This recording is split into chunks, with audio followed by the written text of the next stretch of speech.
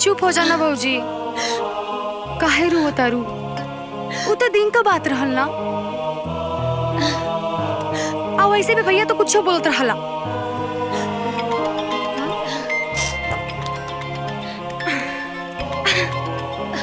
अरे डॉक्टर साहब के फोन बा, इले कर लेना बात भौजी।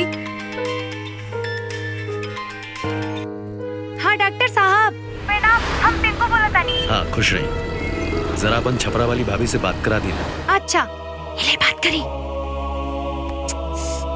इले ना। हाँ डॉक्टर साहब बोली, ई सुना तारी। देखी ना, हम अपन मौसेरी बहन के शादी में जाता नहीं और रसूलपुर वाले फूलचंद बाबू के गाय के तबीयत खराब हो गई बा, तनी जाके देख लेब का हो गइल बा डॉक्टर साहब? ये हमरा के तो नहीं मालूम, रउआ जाके देख ली ना। अभी? हाँ, उनकर गाय के तबीयत बेसी खराब बा, तो अभी जाके देख ले। बोली ना। ठीक बा डॉक्टर साहब, भौजी पहुंच जाइए। अच्छा प्रणाम डॉक्टर साहब, रखत है। हाँ खुश रही।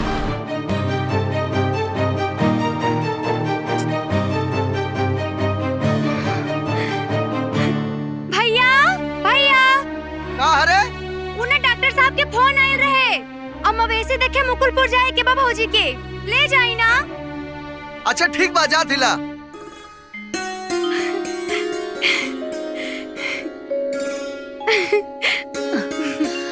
ए बबनी। हाँ भौजी। तू ई कुल बना दिया।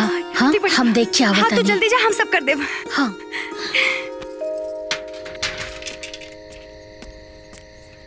अरे मिथिलेश, इतनी पहर कहाँ? मुकुंदपुर जाता नहीं बाबूजी, मवेशी दिखावा के उनकरा के। अच्छा अच्छा ठीक बा, आराम से जइहा लोग। चला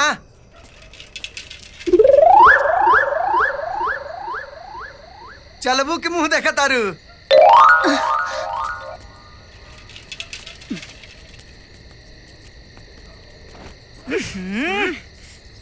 कितना गंदा हो गइल बारे। करे पिंकुआ, तोके कितना दिन से कहत बाड़ी कि हमार चदरवा धो दे, बाकी ते बाड़ी की पता नहीं कोने काम में व्यस्त रहेली। अरे बुआ सरफ खत्म हो गइल बा, आई तो धो दे। ला लग गइल तार बिस्तरा।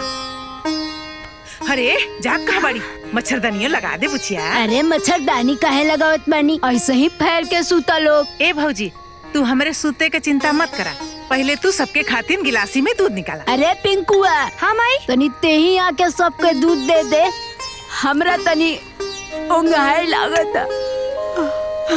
ठीक बा बुआ, आज हम तोहरा लगे सुतब, काहे से कि माई गइल बाड़ी दवाई खातिर। अच्छा आवा आवा हमरे लगे सुता। अब का भइले? वाह वाह वाह रे, छटकी भौजी। अरे अब मजा आई।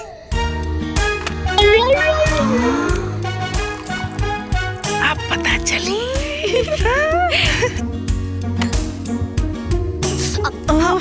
अरे मच्छर कटा थका दो रे। ओहो।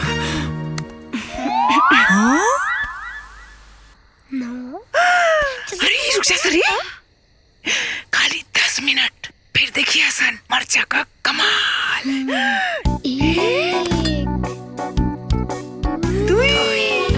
ए जी रहो दूधवा में डाल दी का? अरे ना, ये सब हम ना पीले, हमरा के सदे दे दो। ए से तो सूख के बिजली के तार हो गए, हम तब पिएबे करब। अरे समय के साथ आदमी के ना अपना में बदलाव करे के चाहिए।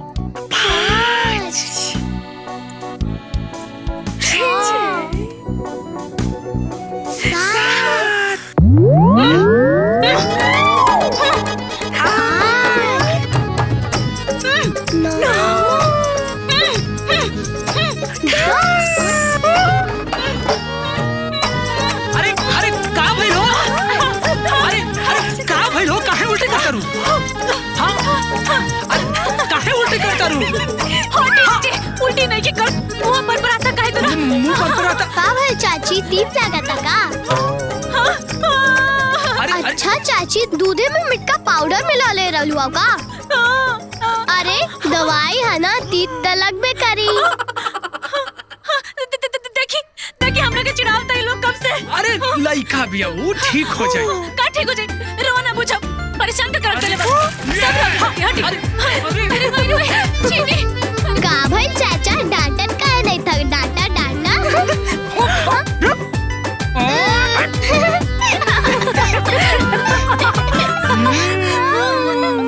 आई दीदी, आई दीदी, आई आई दीदी। का हो गइल बा? देखी ना दीदी, बहुत चिड़चिड़ी हो गइल बा, ना ढंग से दूध देती या, पता नहीं एका का भइल बा। चिंता करे वाला बात नहीं खे, एकरा के चीचिड़ और जू भइल बा। जू चिचड़? ई कोनो बीमारी है जी? हाँ, ये बीमारी देखे में तो छोट लागेला, बाकी मवेशी के बहुत दिक्कत होखेला। हे भगवान, हम तो बहुत चिंता में आ गेल बानी। अब एकरा खातिर कोनो दवाई बता दी। चिंता के कोनो बात नहीं खे। 2.5 किलो नीम की पत्ती और 2 किलो निर्गुंडी की पत्ती 3-3 लीटर पानी में उबाल कर 12 घंटे खातिर अलग रख दिया। ओकरा बाद ना पानी में से पत्ता अलग कर दिया। ठीक बा दीदी। ठीक बा ना? आ दोनों पानी के मिला दिया, दवाई तैयार बा। 2-3 दिन तक पूरा देह में लगइहा, ठीक हो जाई। ठीक बा दीदी, ठीक बा। वैसे रात काफी हो गई बा, हमने के चले के चाहिए। हाँ जी, चली। दीदी इला दीदी अपन फीस।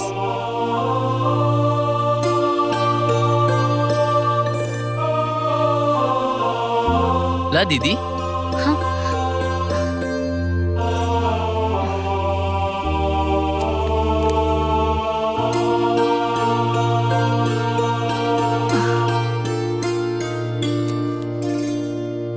चला दीदी, छोड़ दी।